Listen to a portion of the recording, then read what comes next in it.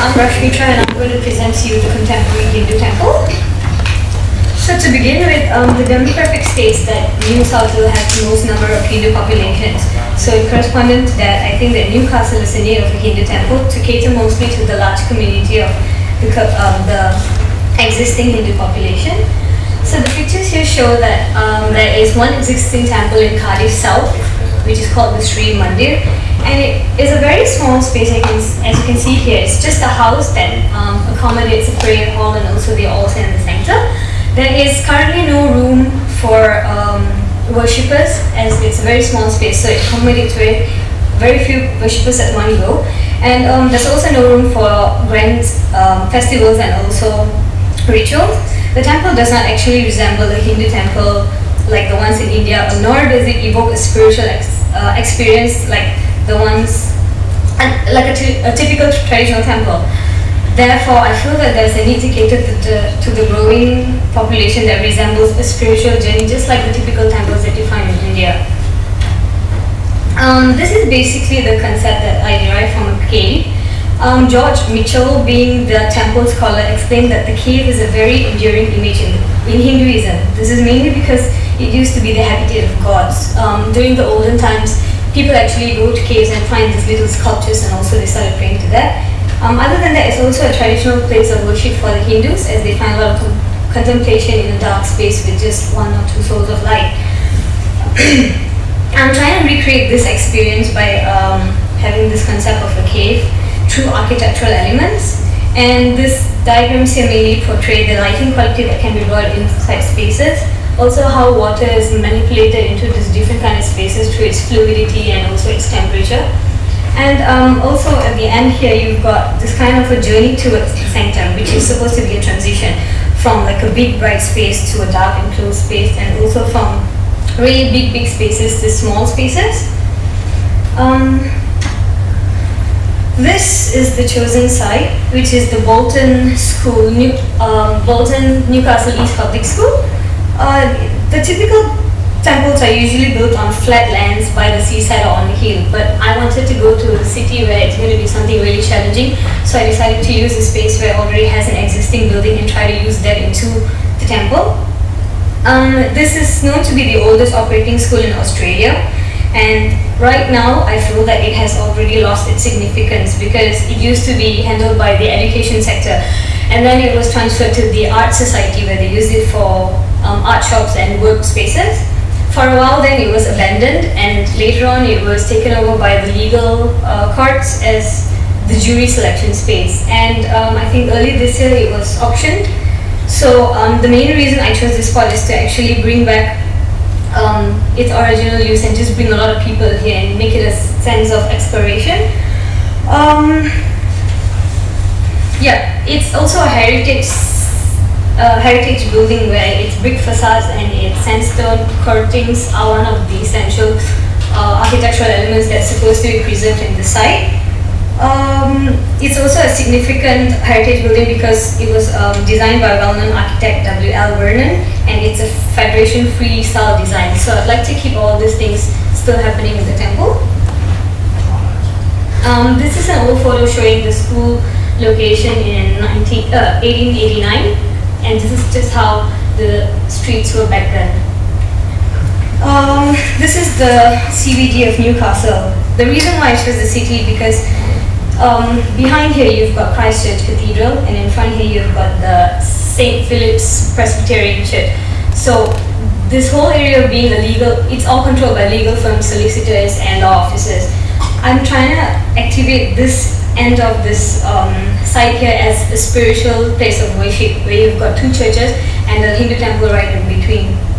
Other than that, it's also a very strategic location where you've got these ferry lines here, you've got the main train station here, and also like a bus station parallel to this road. So in terms of getting to the site itself, there's very easy access. Okay, so this is the floor plan, the ground floor plan of my building. As you enter, this is actually the existing entrance of the school. So as you enter in, you've got your service shops here.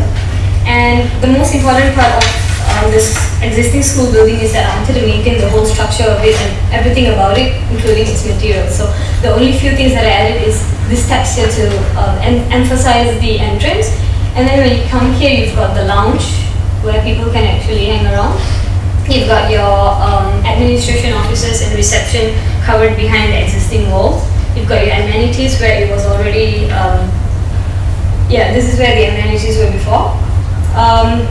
These pillars here were mainly created to resemble the ones that are typically in the temple. So they actually create like an exit right from the entrance of the building.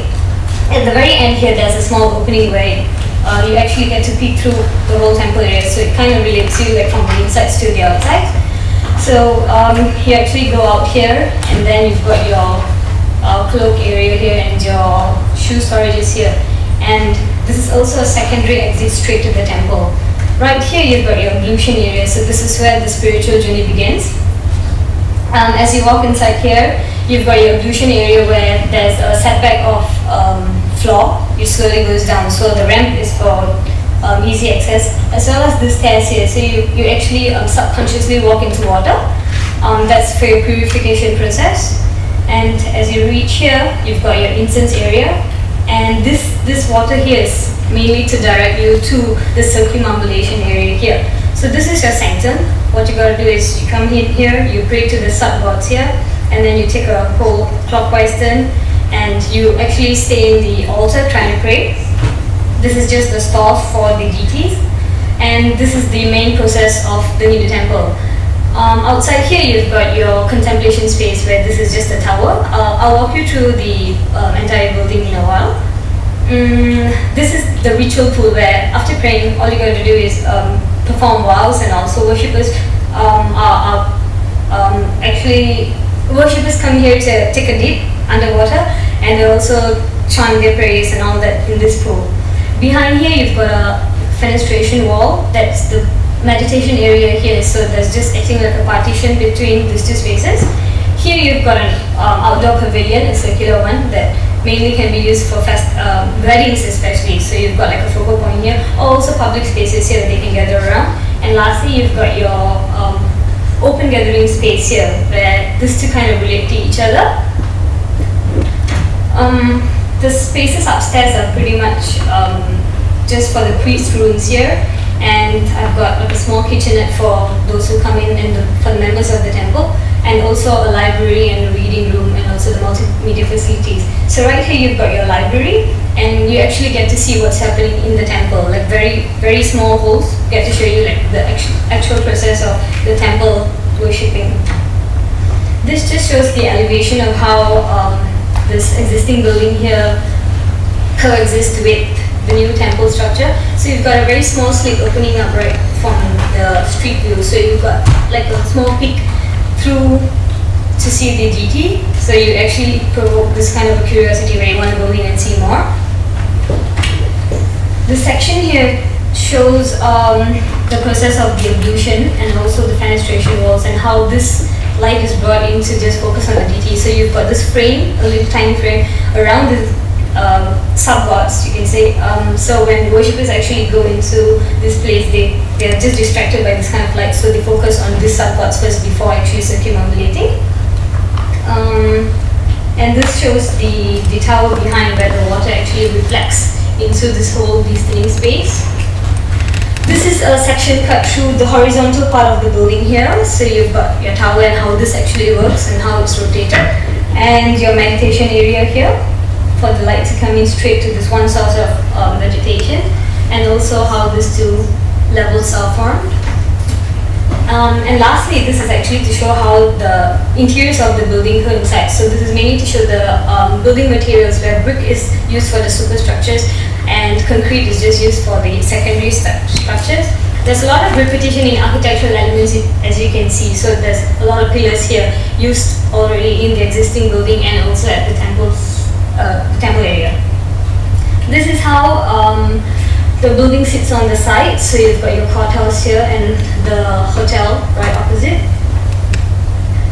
This is actually the depiction of the traditional architectural elements that you get in a typical temple, and how I've wanted to come to a contemporary approach about it. So you've got all the sculptures and colorful paintings, and how I try to bring the true fenestrations and light piercings. This is just walkways where I wanted to create this kind of soul, dark space, and maybe one or two sources of light to just concentrate on the views.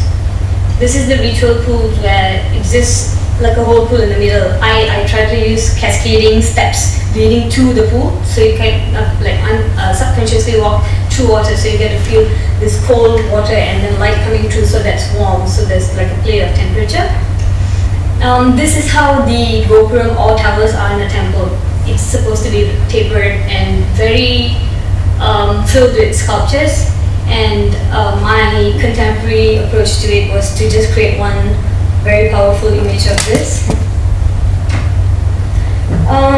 This is basically the renderings trying to show that upon entering the temple building, you've got the bell ringing, just the whole procession of a typical temple. So this being the disabled access, and also the incense stick area here. And right here is the open space that you get to view. So the smell of the incense stick actually coming straight to the open area. This is how the light is fit into the space. As I said before, there's a split opening the whole temple building, which is covered. So this is the kind of light that you get here.